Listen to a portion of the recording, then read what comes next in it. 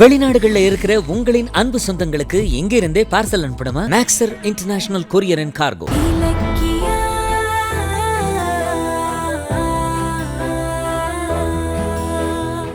Doctor உள்ள போனவங்க இன்னும் வரவே இல்ல. என்ன ஏதுன்னு ஒண்ணு சொல்ல மாட்டேங்கிறாங்க. எனக்கு ரொம்ப பயமா இருக்குப்பா. ஒண்ணும் ஆகாதது. நீங்க வாங்க போலாம். ஜானு சிஸ்டர், ஜானுக்கு இப்ப எப்படி இருக்கு? அவங்களுக்கு ஒண்ணும் பிரச்சனை இல்லையே? டாக்டர் பாத்துட்டு இருக்காங்க, கொஞ்சம் வெயிட் பண்ணுங்க. சிஸ்டர், ஜானு ஜானு ஜானகி,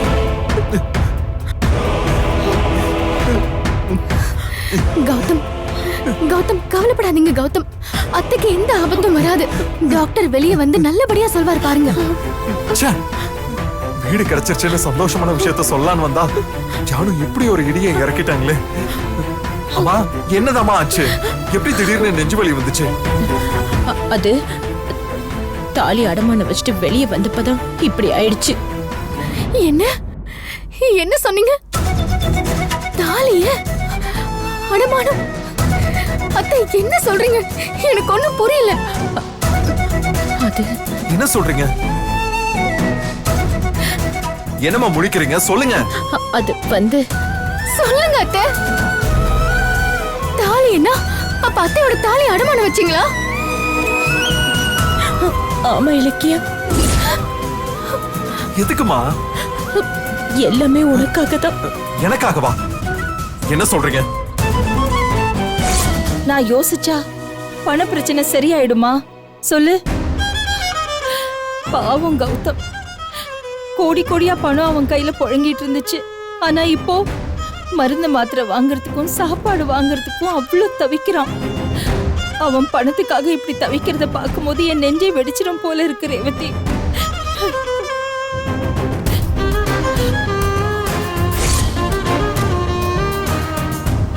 பணம் இல்லாம நீ கஷ்டப்படுறது ஜானகியால தாங்க முடியல.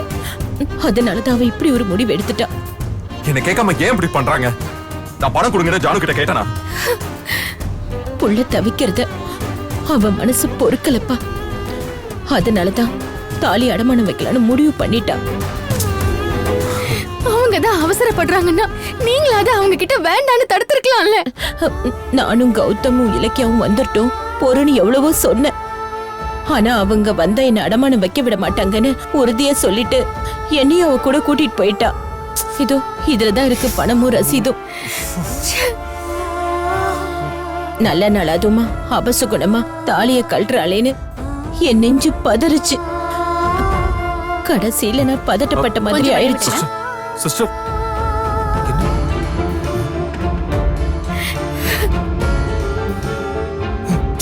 ஜானு ஏன் எனக்காக இப்படி சிரமப்படுறாங்க? தாலிய கலட்டுறோங்கிற டென்ஷன்ல தான் ஜானுக்கு நெஞ்சு வலி வந்துருச்சு போல.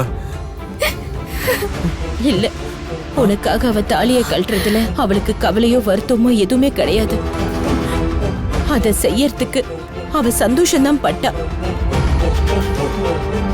ஜானகிக்கு நெஞ்சு வலி வர காரணம் அந்த கார்த்திக் தான். கார்த்திகா எப்படி? நாங்க அடகு கடையில இருந்து பணத்தை வாங்கிட்டு வெளியே வந்தப்ப கார்த்திக்க வழியில பார்த்தோம்.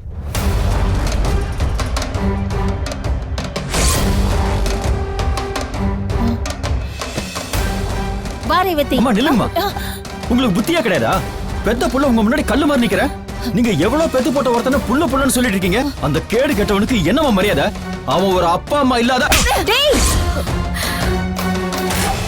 கார்த்திக் பேசினதை கேட்டதும் ஜானகி ரொம்ப கோவப்பட்டா.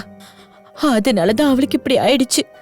ஐயோ, அந்த ராஸ்கல் புத்தி கிட்ட போய் என்னையும் இலக்கியாவையும் தான் டார்ச்சர் பண்ணிக்கிட்டு இருந்தான். இப்ப ஜானுவையும் வேதனைப்படுத்த ஆரம்பிச்சிட்டானா? ஜானு சரியாகி வரட்டும், அவனை பிடிச்சு நான் அறவிடுறேன். அடிச்சா மட்டும் அவன் திருந்த போறானா? அதுக்காக ஜானு இந்த நிலைமைக்கு ஆளாக்கணும் அவனை பார்த்து சும்மா இருக்க சொல்றியா? அவன் சுத்த பைத்தியக்காரனா இருக்கான். அம்மாவை வீட்டுக்கு கூப்பிடுறதுக்கே நெஞ்சு வலி வர வைக்கிறவன் அவங்கள கூட்டிட்டு போயிட்டான்னு வச்சுக்கோ, அவங்கள கொன்னுட்டு தான் மறுவேலை பாப்பான். இங்க பாருங்க, அத்தைக்கு ஏற்கனவே ஹார்ட் ப்ராப்ளம் இருக்குன்னு தெரியாம இந்த கார்த்திக் அத்தைய டென்ஷன் பண்றானேன்னு எனக்கு கோவமா வருது. ஆனா நாம இப்ப இருக்கிற சிச்சுவேஷன்ல கோவப்பட்டு ஒண்ணுமே ஆக போறது இல்ல. ஆமா, இப்போதைக்கு ஜானகி நல்லபடியா திரும்ப வந்தா போதும். வேற எதை பத்தி யோசிக்க வேண்டாம். இலக்கியா, டாக்டர் டாக்டர் ஜானு எப்படி இருக்காங்க? அவங்களுக்கு என்னாச்சு? உங்க அம்மாவுக்கு ஹார்ட் அட்டாக் வந்திருக்கு கௌதம்.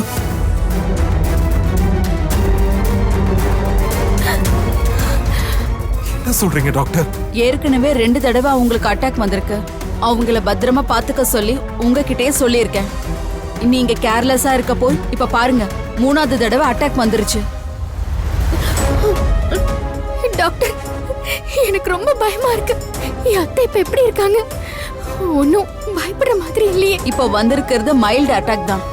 அவங்க உயிர் தப்பிச்சிட்டாங்க.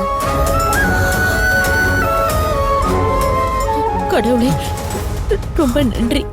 இவங்க மட்டும் சரியான டைம்ல கூட்டிட்டு வரலனா பேஷண்ட்டை காப்பாத்திருக்கவே முடியாது. ஐயோ கௌதம், இதுக்கப்புறமும் ரிஸ்க் எடுக்க முடியாது. இனிமேலாவது உங்க அம்மாவை கேர்ஃபுல்லா பாத்துக்க. அவங்க இனி டென்ஷனோ அதிர்ச்சியோ ஆனாங்கன்னா காப்பாத்துறது ரொம்ப கஷ்டமாயிடும்.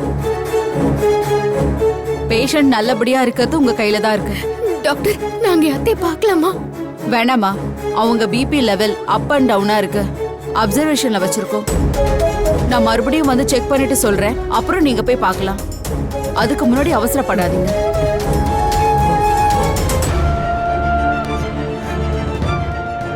என்னாலதான் ஜானுக்கு இந்த நிலைமை. என் கூட வந்து நான் இருக்கிற நிலைமைய பார்த்துதான் உங்களுக்கு இப்படி ஆயிடுச்சு. கடவுளே. கௌதம், என்ன கௌதம், நீங்களே இப்படி மனசு உடைஞ்சு போயிட்டா அத்தைக்கு யாரு ஆறுதல் சொல்றது? அழாதீங்க கௌதம். உன் கூட வந்ததுக்காக அவ கொஞ்சம் கூட வருத்தப்படலப்பா. இன்னும் சொல்ல போனா உன் கூட இருக்கிறது தான் அவளுக்கு சந்தோஷமே. கார்த்திக் பேசினதுலதான் அவ கொஞ்சம் வருத்தம் ஆயிட்டா. கௌதம், விடுப்பா. அதான் டாக்டர் ஒண்ணும் இல்லைன்னு சொல்லிட்டு போயிட்டாங்கல்ல. ஜானகிக்கு எதுவும் ஆகாது, எதுவும் ஆகாது. மேடம், இந்த மெடிசன்ஸ் எல்லாம் வாங்கிட்டு வந்துருங்க. சிஸ்டர், ஜானுக்கு இப்போ எப்படி?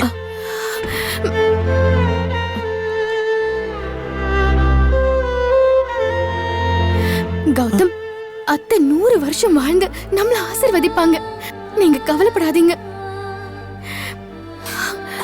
நான் மெடிசன் வாங்கிட்டு வரேன்.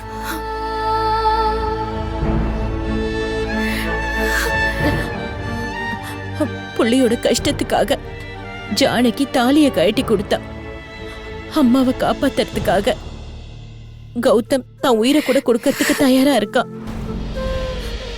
இந்த அம்மா புள்ள பாசத்தை பார்த்து கௌதம பெத்த எனக்கே பொறாமையா இருக்கு.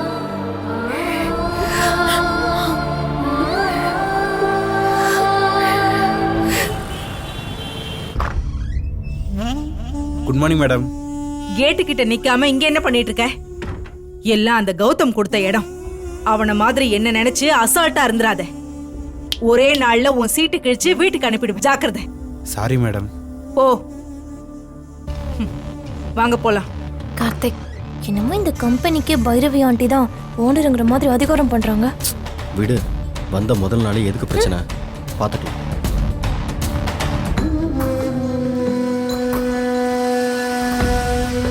எனக்கு போட்டியா நீங்க கெத்தா காட்டிக்கிறீங்களா ஆண்டி? ஆபீஸ்க்குள்ள போங்க. நீங்க ஒரு வெத்து வேட்டைன்னு தெரிய போகுது.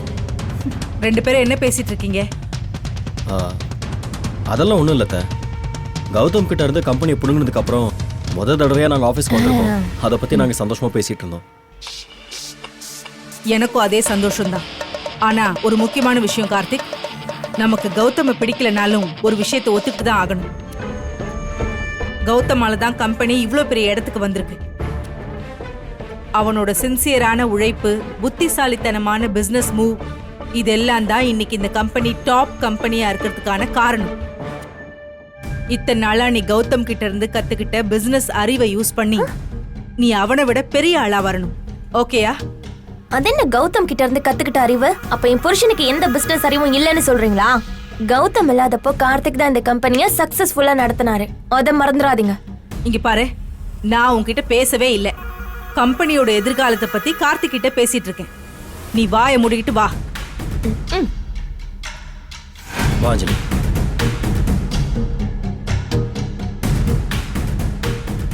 கார்த்திக், சம்பிரதாயத்துக்காக ஸ்டாஃப்ஸ் கிட்ட நானே உன்னை இன்ட்ரடியூஸ் பண்ணி வைக்கிறேன். சரியா? இதே மாதிரி தான் கௌதமையும் அறிமுகப்படுத்தி வச்சேன். ஏ ராசிக்கு அவனும் ஜெயிச்சான், நீயும் ஜெயிப்ப. வா.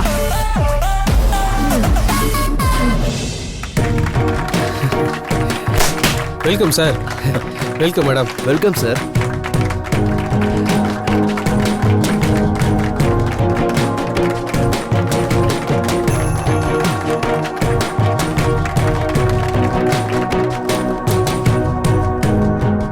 Welcome to our new chairman sir. Congrats sir. Thank you. Welcome sir.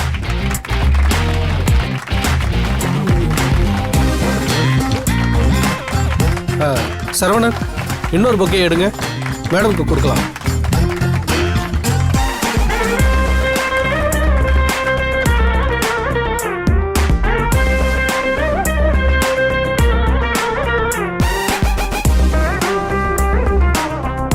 மேடத்தோட திறமையால தான் இந்த கம்பெனி கௌதம் கிட்ட இருந்து இப்போ கார்த்திக் சாரோட கைக்கு இந்த ஆபீஸ் வந்திருக்கு.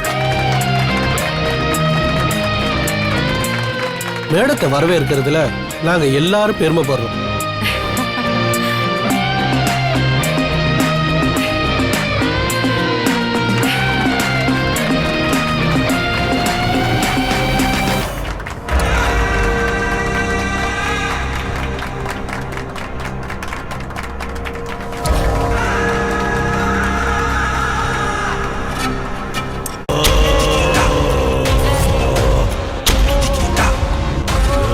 Welcome madam. Thank you so much. Thank you.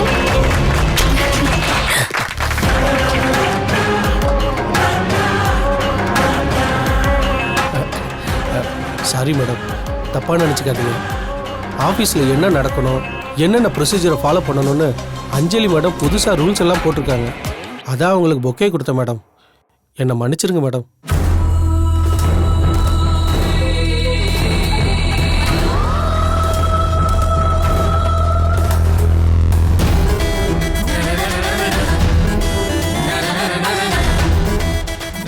சரி அஞ்சலி, நல்ல நேரம் போறதுக்குள்ள நான் சேர்மன் போஸ்ட் ஏத்துக்கணும். போலாமா? ஒரு நிமிஷம் கார்த்திக். ஸ்டாஃப்ஸ் எல்லாத்துக்கும் ஒன்னு சொல்றேன். இதுக்கு முன்னாடி கௌதம் இலக்கியா கிட்ட இந்த கம்பெனி இருந்தப்ப நானும் கார்த்திக்கும் இங்க எப்படி எல்லாம் அவமானப்பட்டோம், நீங்க எல்லாரும் எப்படி எல்லாம் எங்களை கேலியா பாத்தீங்கன்னு எனக்கு நல்லா தெரியும்.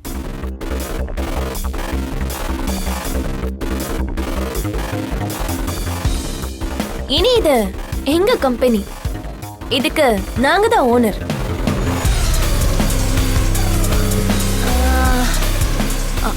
நாங்கன்னா நானும் கார்த்திக்கும் மட்டும்தான்.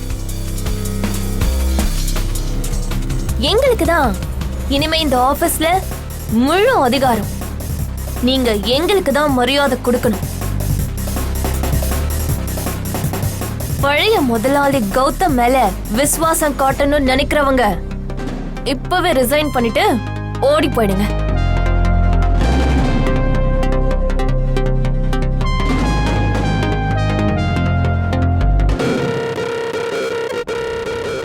கிடைச்ச வாழ்க்கையை ஏத்துக்கிட்டு கௌதம் சார் என்னோட சாதாரண வீட்டுக்கு குடி வர்றாரு.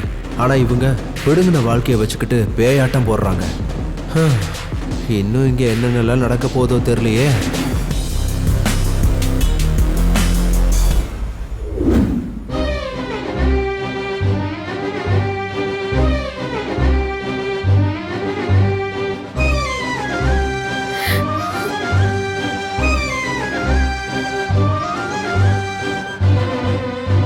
பிபி செக் பண்ணிட்டீங்களா?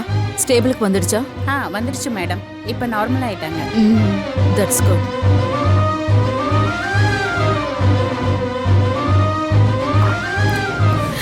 டாக்டர்.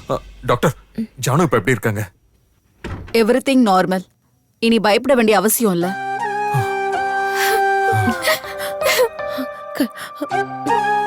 ஐயோ இலக்கியா, நான் சொன்ன மாதிரி இனியாவது அவங்கள கேர்ஃபுல்லா பாத்துக்கணும். ஓகே? கண்டிப்பா டாக்டர், கண்டிப்பா. ஜானு மனசு நோகுற மாதிரி இனி எதுவும் நடக்காது. That's good. டாக்டர், நாங்க இப்ப போய் ஜானகியை பார்க்கலாமா? ஷுவர். ஆனா ரொம்ப டிஸ்டர்ப் பண்ணாதீங்க. சரிங்க டாக்டர். வாங்க பார்க்கலாம். வா. ஜானு,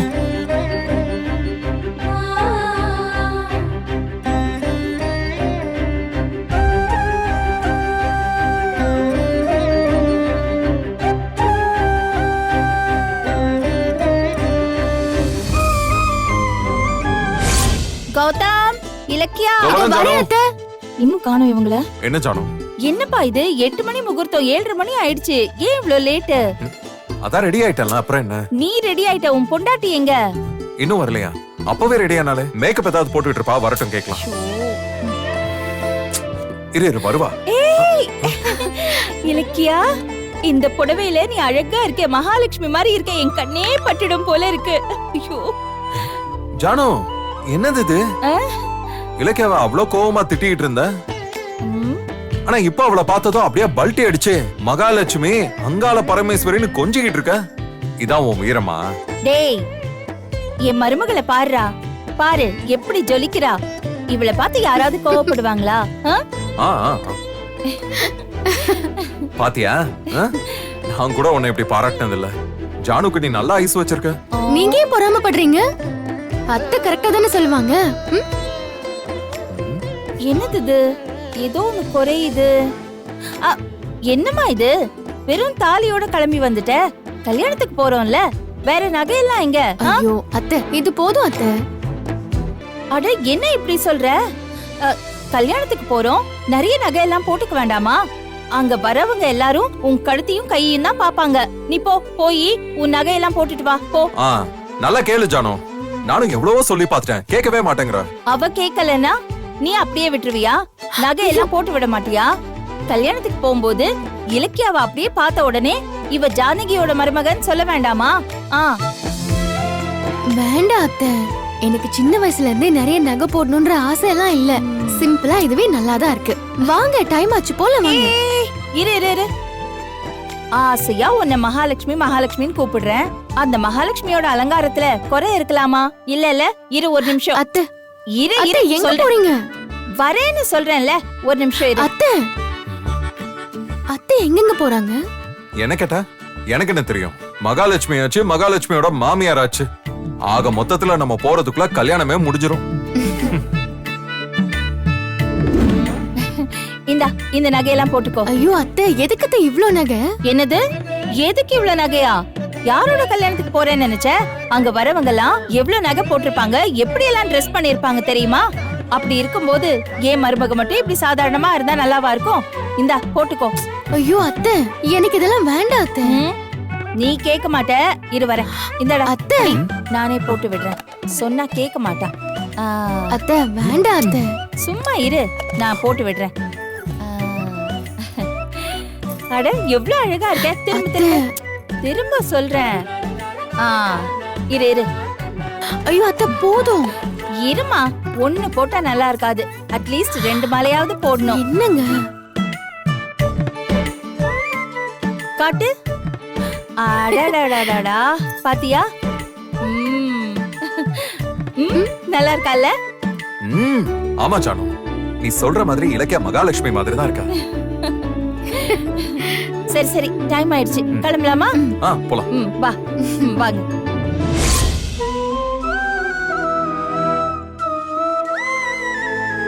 அத்தை, ஜானு, ஜானு,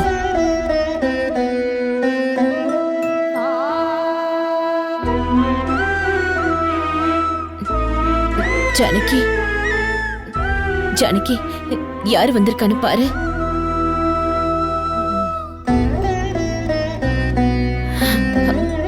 ஜானகி, ஜானு, அத்தை, ஜானகி, ஜானு, ஜானு, ஜானு, உனக்கு ஒண்ணும் இல்ல, நீ குணமாயிட்ட. என் புள்ள என் பக்கத்துல இருந்தா எனக்கு எதுவுமே ஆகாதுன்னு எனக்கு நல்லா தெரியும். உங்களை ஹாஸ்பிட்டல்ல சேர்த்திருக்கிறதா ரேவதி அம்மா சொன்னதும் எனக்கு பாதி உயிரே போயிடுச்சு. டாக்டர் நீங்க குணமாட்டீங்கன்னு சொன்னாங்க. அதுக்கப்புறம் தான் என் உயிரே திரும்ப வந்துச்சு. ஏன் இப்போ நீ அழுதுட்டு இருக்க? நான் நல்லா ஆயிட்டேன்ல. அத்தை, நாங்க எல்லாருமே கொஞ்ச நேரத்துல பயந்தே போயிட்டோம். நீங்க எதுக்கு தேவையில்லாம கார்த்திகோட எல்லாம் சண்டை போட்டீங்க? நான் எங்க சண்டை போடுறேன்? அவனா வந்தான், தேவையில்லாத வார்த்தையெல்லாம் விடுறான்.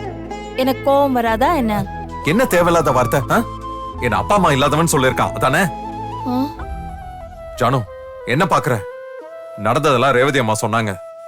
என்னை காயப்படுத்துறதுக்கு என் தம்பி தானே, அவனை நானே பொறுத்து போய்கிட்டு இருக்கேன். நீ ஏன் டென்ஷன் ஆகுற?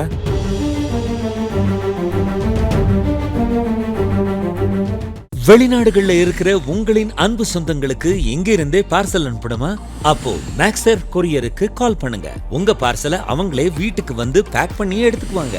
US, UK, கனடாக்கெல்லாம் 2 நாள்ல டெலிவரி. அதுவும் 1 கிலோ வெறும் 475 ரூபாயில இருந்தே அனுப்பலாம். Maxar international courier and cargo. இந்த வீடியோ உங்களுக்கு பிடிச்சிருந்தா லைக் பண்ணுங்க, கமெண்ட் பண்ணுங்க அண்ட் ஷேர் பண்ணுங்க. மறக்காம சரிகமா டிவி ஷோஸ் தமிழை சப்ஸ்கிரைப் பண்ணுங்க.